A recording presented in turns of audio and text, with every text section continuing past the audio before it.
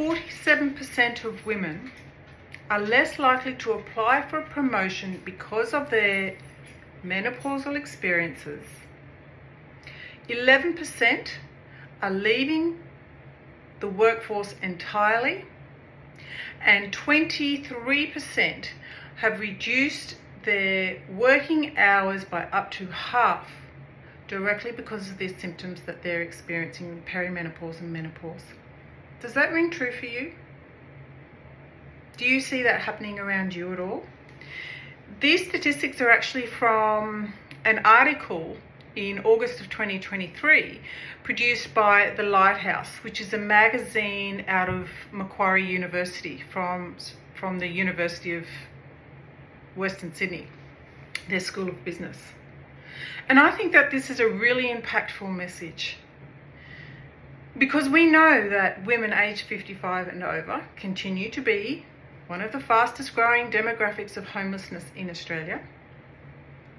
So I think this actually, if it rings true for us, this is a study from 2021 in the UK. If this rings true in Australia as well, then we definitely need to do something. We need to have interventions in place. We need more support. And I think we need a plan. I don't know about you, but no one has ever given me a plan of attack or how to approach and prepare my body for perimenopause. About 10 years ago, when my son was 11 years old, I don't know if you guys remember, the bird flu was somewhere overseas. And my son came to me and he said, "Mum, what are your plans for when the bird flu hits Australia?" I was like, oh, I don't know, mate, haven't even thought about it. I mean, you guys know I didn't even have a plan for dinner that night. And he said, "Oh, it's okay, Mum, don't worry, I've got a bug out bag ready to go." You know, he had his water sterilising tablets, he had his Swiss Army knife, he had a flint, he had a sharpening stone, he had some of those raincoats that you wear at a sporting event. He said, "Mum, you're just going to have to find us a cave and I think we'll be all right." I was like, "Thanks, mate, okay." My 11-year-old had a plan for something as way out there as the bird flu, and you and I going through something that all women will go through. We have no plan. No one has a plan for us. No one is helping us prepare. And everything that I'm learning is pointing towards how important this is, that we have a plan. We shouldn't just get to being smacked around the head with a whole heap of symptoms before we can expect to understand what's happening and get some help. Because even then we're not necessarily getting help. It takes 6 or 7 visits to different specialists and doctors for someone to say, "Oh, it's menopause. Here you go, would you like some hormones?" There is stuff that we can do in the meantime, because everything that I'm learning when I follow doctors like Dr. Mary Claire Haver, who's an obstetrician gynecologist out of America. There's Dr. Vonda Wright, who is an orthopedic surgeon.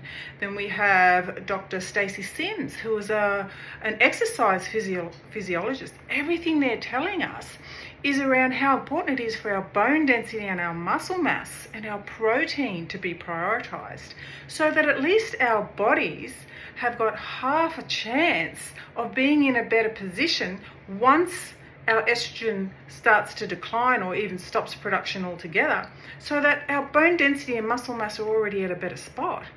If we can actually give this information to our daughters in their 20s, 30s, 40s and make sure that they're prepared and aware, just imagine how much better off they're going to be. Why can't we have information so that our daughters are forewarned about what's coming and what to expect? So that they're forearmed with information, tools, strategies to prepare and be prepared, so that they can go on to be formidable in absolutely everything that they might want to do in their lives. That's what I'm aiming towards. That's what I'm working for. And I'm putting together a perimenopause preparation plan for exactly this reason. Because I can't stand by and watch women be forced out of the workforce before they choose to leave and out of their control. The reason we don't have as many seats at the table is because we're taking ourselves out of the lineup for the job interviews. We are being physiologically and emotionally and mentally affected by something that we cannot avoid. We can't easily control. And yet right now, hardly anyone's got good answers for us. We're still having to work it all out ourselves. And how good are you and I at working stuff out for ourselves? We've done it always, and you know what? It's exhausting. So if this is of interest to you and you would like to support my efforts around this, please feel free to join me on YouTube, TikTok, Insta, Facebook, anywhere for Midlife with Manny, so I can bring these resources, information to you so you can share it with your daughters as well. Let's remember, forewarned, forearmed, formidable. Bye for now.